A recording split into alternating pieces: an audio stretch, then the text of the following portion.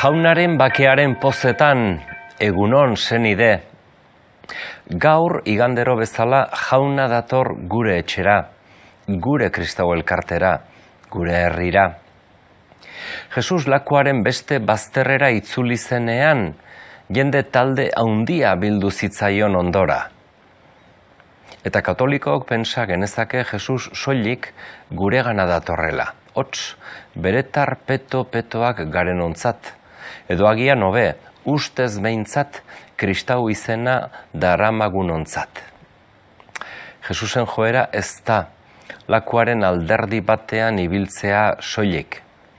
Berez, ateratzen zaio, haratago joatea. Eta bere taldearen ezaugarrietako bat mugikortasuna izanen da. Herriz, herri, etxez, etxe, eskualdez, eskualde joatea. Galilearra izanik, Judara doa maiz, baina baita ere Tiro, Sidon, Dekapolis eta Gentilen Gerasa lurraldera ere. Elizaren etsaietako bat, geto bat bilakatzea da. Non bertan eroso eta gustura sentitzea den helburua, soilik betidanik hor sartuak egotea.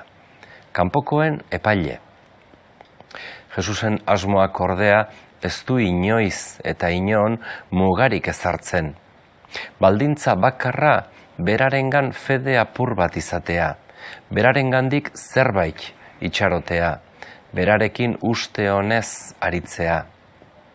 Jende asko zijoakion ondoren, estuka eta bultzaka dio evangelioak. Eta gu, elizkoi garenok, fisikoki oso hurbilgoaz maisuaren inguruetan, agian beste askori hurbiltzea oztopatuz. Bai, Jesusen inguruan bere jarraitzaileok sortzen dugun giroa batzuetan giro arraroa izan daiteke. Non kanpotarra edo iritsi berriari zaila zaion, etxera itzuli eta iritsi dela sumatzea. Eta honek kezka sortu behar zutkeen gugan. Eliza behartsuen etxe delako, etorkinen aberri, sufritzen dutenen osasun etxe. Honek biziki kezkatzen du Aita Santu Frantzisko, eta argatik gaurkoan ere aipamen berezi bat egin nahi dut bere Fratelli Tutti entziklikari buruz. Bai, Jesusek bidali gaitu munduko bazterretara herri guztietan bere ikasleak sortzeko espirituaren eraginez, kimu berriak egiteko gai ezten landarea gaixorik dago. Fruituak ematen ez duen landareak arazo bat du. Kide berriak eragiten ez duen kristau elkarteari zerbait larria gertatzen zaio. Eta honek konponbide bakar bat du. Eliza kanpora ateratzea. Itxitasun jarrerak alde batera uztea. Kanpoan diren guztien senide eta lagun urko bilakatzea. Evangelioan gaur, odol jarioa sufritzen duen emakume bat ikusten dugu. Eta bere konbentzimentua da, Jesusen jantzia ukitze soilarekin sendatua izango dela. Eta hala gertatzen da. Jesusengandik bere fedeak indar berezi bat ateratzen du, bera sendatzeko gai dena. Eta Jesusen erantzuna zeharo argigarria. Mirariaz gain, berarekin elkarrizketatu nahi du, eta bere hitzak betirako oparitu. Ene alaba, zeure sinismenak sendatu zaitu, zoaz bakean, eta sendatua bekizu gaitza. Pandemiaz jotako mundu honetan, Aita Santuak ozenki seinalatzen ditu mundu itxi baten itzalak. Gero eta banatuago gaude, eta bakarrik, oso bakarrik. Lehendik erraza bazen bestea erabat arrotz sentitzea, azken urte honetan sentsazio hori era nabarmenean garatu da. Eta denok bagara senide, bere biziko garrantzia du jakitea odol jariotan daudela hainbat eta hainbat pertsona gure inguruan. Axolagabetasun eta bakardade pandemia honi aurre egiteko txerto eta erremedio bakarra bestearentzat lagun urko bilakatzea. Samariarronaren antzera, bidean zaurituta aurkitzen duguna ezikusia ez egitea da premiazko.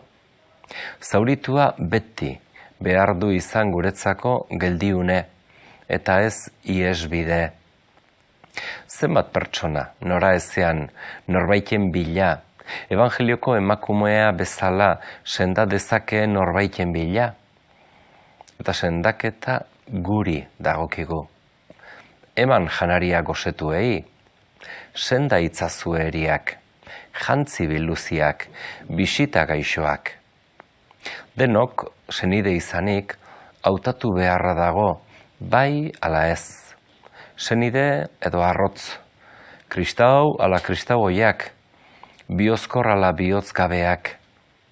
Frantzisko aita santua ez dabil txantxetan. Berak maixu den Jesusen deia helarazten gaitu, besterik ez. Eta guk espirituaz jantzi behar, bataioko seinekoa garbi eta dirtiratsu edukiz edozeinek ukigaitzan, eta ukendu horren bidez, sendatua gera dadin. Denok senide bagara, senidetasuna kanporatzea dugu erronka premiatsu eta ederra. Elkarri emanik bizi, ez gordeta, ohiko gotorleku ziur eta aspergarrietan. Harresiak ez dute, zentzu handirik gaur. Jerusalem hiri santuak 12 ateak irekiak ditu. Eta Jerusalem hori kristau elkartea da. Zein bokazio bikaina, Eliza erietxe bilakatzea.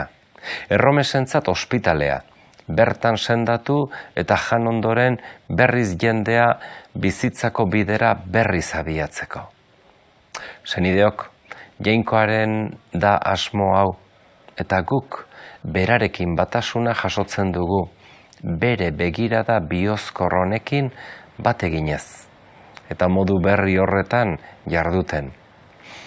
Hortik abiatzea izan dadila denon poz eta itxaropena. Aste bikaina izan ezazue, horrela biziz.